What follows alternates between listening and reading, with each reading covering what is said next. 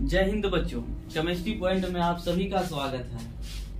पिछले लेक्चर में हम पदार्थों के विषय में पढ़े थे, यानी पदार्थ की भौतिक अवस्थाओं के बारे में पढ़े थे। ठोस, द्रव्य, गैस, प्लाज्मा अवस्था, बोस आइंस्टीन कंडेंसेट के विषय में पढ़े थे और उनके गुणों के बारे में भी पढ़ लिए थे।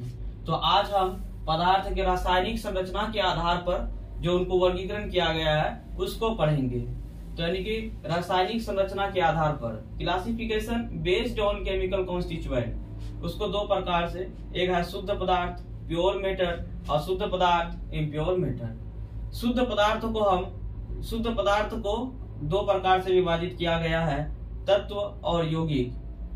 तत्व को फिर से तीन प्रकार से विभाजित किया गया है, एक है धातु अर्थात मेटल, अधातु नॉन मेटल, उपधातु मेटलॉइड्स। मिश्रण को भी दो प्रकार से वर्गीकृत किया गया है, समांग मिश्रण और विषमांग मिश्रण। ये सब क्या होता है इसको हम पार्ट बाय पार्ट अलग अलग होकर करके हम पढ़ेंगे। तो सबसे पहले हम हेडिंग लगाएंगे तत्व। तत्व क्या होता है इसका हेडिंग डालेंगे। हेडिंग लगाए होंगे तत्व, तो आइए तत्व क्या होता है उसके बारे में जानते हैं।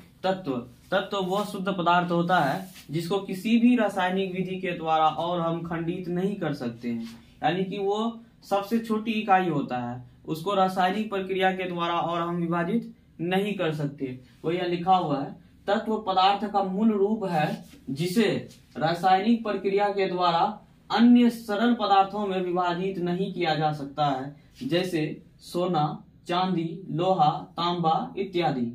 अब आइए तत्व की विशेषताओं के बारे में जानते हैं। Characteristic of element.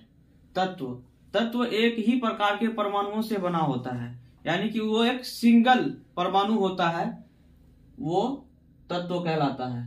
प्रत्येक तत्व का एक अपना विशिष्ट गुण होता है, यानी कि जितने भी तत्व होते हैं, चाहे वो हाइड्रोजन हो, हीलियम हो, ऑक्सीजन हो, नाइट्रोजन हो, प्रत्येक का अपना अपना एक विशिष्ट गुण होता है और वो अपने अपना जो है फंक्शंस करता है, यानी कि वो अपने अपने कार्यों को करता है। तो आइए तत्व हो गया तो उसका वर्गीकरण करते हैं। तत्व को तीन प्रकार से वर्गीकृत किया गया है, जैसा कि बताए हैं आपको शुरू में ही, धातु, अधातु और उपधातु, मेटल, नॉन मेटल और मेटलॉइड्स। धातु क्या होता है? धातु वो विद्युत का सुचालक होता है और उष्मा का भी सुचालक होता है, यानी कि वे तत्व जो विद्युत और उष्मा का सुचालक होता है उसे धातु कहते हैं, जैसे सोना, चांदी, लोहा। तो आइए धातु के गुण के विषय में पढ़ते हैं। धातुओं के गुण। धातुओं में एक विशेष प्रकार की चमक होती है जिसे धातुई चमक बोलते हैं, यानी मेटेलिक लस्टर बोलते हैं। धातु उष्मा और विद्युत का सुचालक होता है, यानी कि उसमें हीट और इलेक्ट्रिसिटी आसानी से प्रभावित हो सकता है और ठोस अवस्था में ये आघात वर्धनीय होती है और तन्य होती है। अर्थात जब हम धातुओं को पीटते हैं, आप जैसे गए होंगे कोई लोहे के दुकान में गए होंगे या फिर आप किसी सोनार के दुकान में गए होंगे, उसको पीटते हुए देखे होंगे। जब उसको पीटते हैं तो उससे आवाज निकलती है और एक छोटे से सोना के टुकड़ा को हम कई किलोमीटर लंबा पतली तार के रूप में हम उसको परिवर्तित कर सकते हैं। इसीलिए क्या होता है, धातु ठोस अवस्था में आघात वर्धनीय होती है, अर्थात ये मेलिएबल होती है और तन्य होती है, यानी कि डक्टाइल होती है। क्या होती है? डक्टाइल होती है। अधिकांश धातुएं क्या होती है, कमरे के ताप पर ठोस होती है।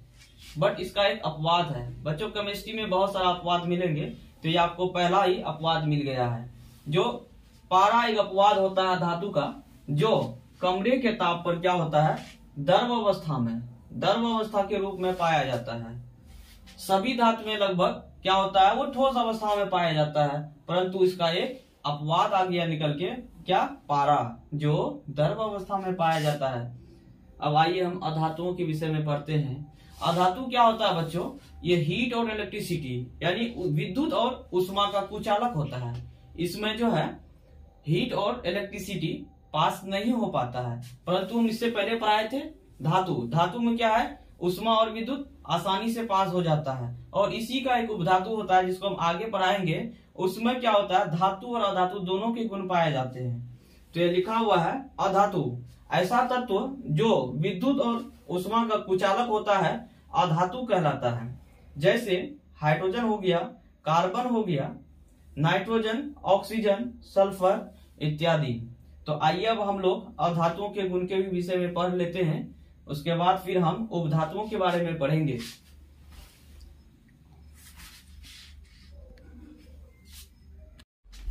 अधातुओं के गुण बच्चों, इसमें प्राय कोई विशेष प्रकार की चमक नहीं होती है। जैसे कि हम पढ़ाए थे, धातुओं में एक विशेष प्रकार की चमक होती है जिसे धात्विक चमक बोलते हैं। तो इसमें जो है कोई चमक नहीं होती है, लेकिन इसका एक अपवाद है आयोडीन, जो चमकीला होता है। इसको याद रखेंगे, अपवाद जो है अक्सर एग्जाम में पूछा जाता है। धातु जो है ऊष्मा और विद्युत का सुचालक होता है, परंतु अधातुएं जो है विद्युत और ऊष्मा का कुचालक होता है, यानी हीट और इलेक्ट्रिसिटी का बैड कंडक्टर होता है। धातु गुड कंडक्टर था और अधातु जो है बैड कंडक्टर होता है। अधातुएं प्रायः शब्द लगा है, प्रायः गैस के रूप में पाई जाती है, किंतु कुछ अधातुएं जो है वो ठोस रूप में पाई जाती है। और ब्रोमीन एक ऐसी अधातु है जो द्रव रूप में पाई जाती है। इसको याद रखेंगे, ठीक है, ये पूछा जाता है अक्सर। अब बच्चे पढ़ते हैं उपधातु के विषय में। उपधातु क्या होता है? उपधातु जिसमें धातु और अधातु दोनों के गुण पाए जाते हैं, ठीक है।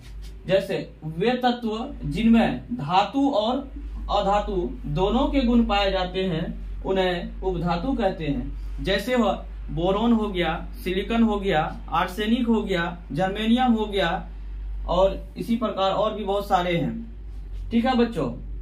तो आई होप आप लोगों को वीडियो बहुत अच्छा लगा होगा, और वीडियो को लाइक, शेयर और सब्सक्राइब ज्यादा से ज्यादा करें ताकि अधिकांश बच्चों तक पहुंच सके। जय हिंद, जय भारत। खाना बुला रही हूँ।